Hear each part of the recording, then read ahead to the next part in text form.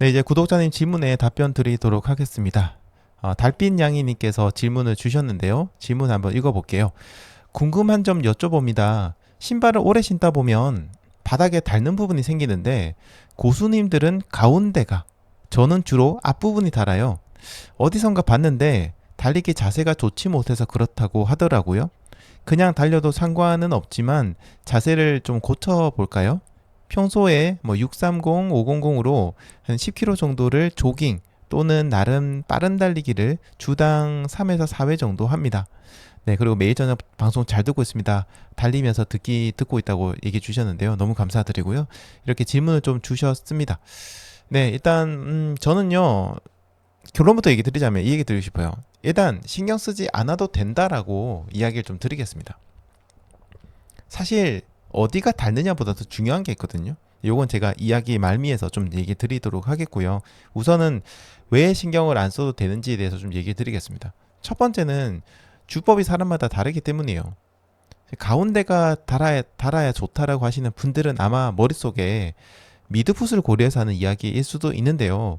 미드풋이 잘 맞는 사람한테는 당연히 미드풋이 좋죠. 그러니까 가운데가 많이 달아야 될 건데, 하지만 발 뒤쪽이 먼저 닿는, 저도 약간 D가 먼저 닿습니다. 이런 저 같은 경우에는 뒤쪽도 살짝 닿는 게 맞겠죠. 어떻게 보면은. 네, 그런 경우가 있을 거 하다 보니까 이게 무조건 뭐 가운데가 닿아야 된다 이런 건 아닌 것 같아요. 아웃솔이 닿는다는 거, 그러니까 바닥이 닿는다는 건 아웃솔이죠. 아웃솔이 닳는다는 거는 지면과 마찰이 일어났다는 겁니다. 지면과 마찰이 일어나는 거는 두 가지 경우에 발생하는데요. 첫 번째는 착지할 때, 그리고 착지 후에 발이 떨어질 때 발생해요. 주법에 따라서 이 지점이 좀 크게 달라지기 때문에요. 특정 지점이 뭐 달아야 된다. 그게 좋은 자세다라고 할 수는 없습니다. 사람마다 이거는 다 다르니까요.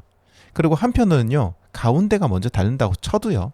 뭐 그게 좋다고 쳐도, 그게 좋은 건 아니지만, 무조건 좋은 건 아니지만, 가운데 닿는 게 쳐도 가운데만 만약에 심하게 닳잖아요. 그러면은 브레이크가 많이 걸렸다는 거예요.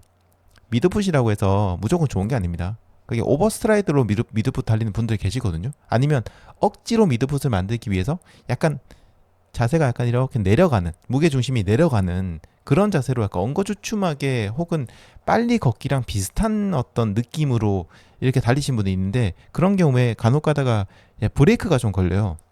그러니까 마찰력이 커진다는 겁니다. 바닥에 닿을 때. 그러면은 가운데가 닿는다 하더라도 많이 닿겠죠. 근데 마찰력이 크다는 얘기는 충격이 크다는 얘기거든요. 그러니까 이거를 뭐 무조건 좋다고 하기는 좀 사실 힘듭니다. 그리고 두 번째는요. 러닝화의 구조에 따라서 닿는 부위가 다릅니다. 러닝화의 어떤 솔, 그러니까 미드솔의 뭐 앞과 뒤의 높이 차이, 그리고 그 아웃솔의 어떤 면적이라든지 바닥의 어떤 면적, 형태, 어느 정도 휘어져 있는가, 이런 것들에 따라서 완전히 달라져요. 예를 들어서 제가 뭐 사실 굉장히 좋아하는, 지금도 좋아하지만 요즘은 좀 러닝화 약간 좀 좋은 게 안 나오던데, 아무튼 제가 좋아하는 그 스케쳐스 같은 경우에 고런 시리즈를 제가 한 십몇 년 전부터 신었거든요. 근데 그때 이제 이 스케쳐스가 고런 시리즈를 처음 선보이면서 발 뒤쪽 부분을 과감하게 깎아버렸습니다.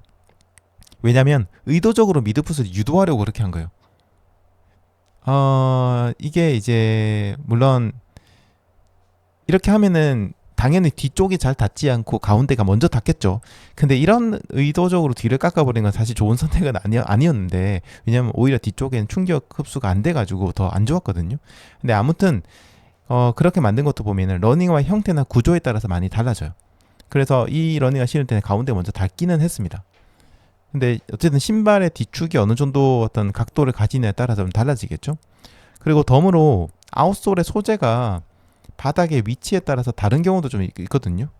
앞쪽에는 뭐 예를 들어서 뒤쪽은 좀 튼튼한 거 있고 앞쪽에는 좀 약한 거 있고 뭐 이런 식으로 된 것도 있어요. 그래서 그립력을 좀 높여주기 위해서 의도적으로 그렇게 종류를 다른 거 쓰기도 하는데요. 그런 것들도 영향을 좀 주게 됩니다. 그리고 세 번째는 속도에 따라서도 닿는 부위가 좀 달라집니다. 속도가 빨라지면 자연스럽게 앞쪽으로, 그러니까 포어 쪽으로 힘이 좀 실리는 지점, 그러니까 착지하고 힘이 실리는 지점이 점점 앞쪽으로 가게 돼 있어요. 그러니까 마찰이 생기는 지점이 포어 쪽으로 쏠리게 되는 거죠. 그러면은 당연히 되는 거고요. 속도 조금 천천히 느긋하게 달리게 되면 또 그렇지 않게 되는 거예요. 자신이 원하는 주법이 있는데 그 주법대로 달리고 있는지 체크하고 싶고 자세를 본인이 직접 보지 못하고 누군가 촬영도 해주지 못하는 그런 경우라면 이렇게 러닝화의 닳는 부위를 보고 추측을 할 수는 있어요. 하지만 이것도 러닝화의 모양에 따라서 달라지기도 하니까 무조건 믿을 수 있는 거는 아닙니다. 그래서 이거 조금 조심하시는 게 좋을 것 같고요. 이런 부분이 있다라는 거. 그리고 이제 마지막으로 이제 제가 중요한 부분 좀 얘기 드리자면 중요한 건 이거예요. 러닝화에 어디가 닳느냐가 아닙니다. 그게 아니고 진짜 조심하셔야, 그러니까 집중해서 보셔야 될 부분은 양쪽 신발을 함께 보세요. 함께 보시고요. 양쪽이 닳는 부위가 동일하냐, 이걸 먼저 보셔야 됩니다. 만약 양쪽 러닝화에 닳는 부위가 동일하지 않다면요, 자, 이건 무슨 얘기죠? 밸런스가 안 맞다는 얘기죠, 달리기 할 때. 그래서 뭔가 신체적으로 차이가 있다거나 예를 들어서 한쪽 길이가 다리가 길다거나 아니면 발 사이즈가 좀 다르다거나 뭐 이런 것들, 발도 길이나 폭 이런 것들이 다를 수 있거든요. 그런 거일 수도 있고, 아니면 자세가 뭔가 좌우가 맞지 않은 언밸런스한 그런 상황일 수도 있다라고 생각하시면 됩니다. 특히 이 부분은 사실 뭐 다리 길이가 길고 작고 이런 것들보다는 자세가 좌우의 언밸런스 때문에 발생하는 경우가 많은데요. 이런 경우라면 당연히 러닝 이코노미에도 영향을 주거나 장기적으로 이 상태로 계속 달리기를 하게 되면 부상의 원인이 되겠죠. 한쪽에 많이 힘이 쏠리는 거잖아요. 그러니까 그만큼 뭔가 그 한쪽이 많이 닳는다고 하면 거기 힘이 쏠리는 거니까 에너지를 많이 쓰게 되고 부담도 많이 가게 될 겁니다. 자, 그리고 닳는 부위가 동일하다고 해도요, 닳는 정도가 다른 경우가 있습니다. 그러니까 이것도 역시 양쪽이 언밸런스한 거예요. 앞서 얘기 드린 거는 자세가 달라지고 착지한 지점이 달라지는 거고요. 두 번째는 뒤를 바닥을 이렇게 까서 봤는데 오른쪽 왼쪽이 닳는 부위는 비슷한데 닳는 정도가 다른 경우가 있거든요. 이것도 마찬가지로 언밸런스입니다. 하나 생각을 해볼게요. 저희가 한 걸음 사이의 거리를 우리가 보통 보폭이라고 합니다. 보폭이라고, 그러니까 이걸 스텝 스트라이드라고 해야 되나요? 하여튼 보폭이라고 부르는데, 여러분 한번 생각해 보세요. 여러분들 이 보폭이 오른쪽으로 오른발이 갈 때의 보폭과 왼발이 갈 때의 보폭이 동일할까요? 완전히 똑같을까요? 그러니까 오른발이 나가는 순간의 보폭과 왼쪽 발이 나가는 순간의 보폭이 같은가? 라는 거예요. 아마도요, 거의 대부분의 사람들은요, 이 양쪽의 보폭이 미묘하게 차이가 있을 겁니다. 이거는 자세의 문제이기도 하지만은 발을 치고 나가는 추진력의 차이고 있기도 해요. 그러니까 근육의 양의 어떤 차이가 있기도 합니다. 그래서 발이 지면에 닿은 후에 치고 나가는 과정, 밀고 나가는 과정에서 마찰력이 서로 다를 수도 있고요. 또 한쪽이 많이 닳는다는 거는 그쪽 다리의 근육을 조금 더 쓴다라고 저희들이 볼 수 있을 것 같아요. 이런 언밸런스 때문에 신발을 양쪽을 두 개를 다 뒤집어서 보셔야 되고요. 뒤집어서 보실 때 위치가 다른가, 거기에 플러스해서 닳는 정도가 서로 다른가, 이 부분을 함께 보셔야 됩니다. D가 먼저 좀 닳는다고 해도요, 만약 여러분이 뒤쪽이 먼저 닳는데 양쪽이 똑같은 지점이 먼저 닳고 있고 똑같은 정도로 닳았다라고 한다면 사실 현재의 그 자세에서 굉장히 양쪽의 밸런스를 맞춰서 달리고 있다는 거거든요. 어떻게 보면 잘 달리고 있는 겁니다. 그래서 이런 부분이 있다는 것도 보시면 될 것 같고요.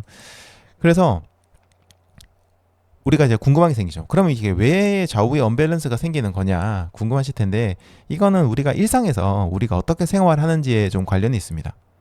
그러니까 우리가 이렇게 생활하다 보면 자신도 모르게 한쪽으로 좀 힘을 쓰거나 한쪽으로 좀 기대 있거나 한쪽만 사용하는 그런 경우에도 당연히 좌우 언밸런스가 생깁니다. 뭘 할 때 항상 오른쪽이 먼저냐 왼쪽이 먼저냐도 이게 습관이죠, 약간.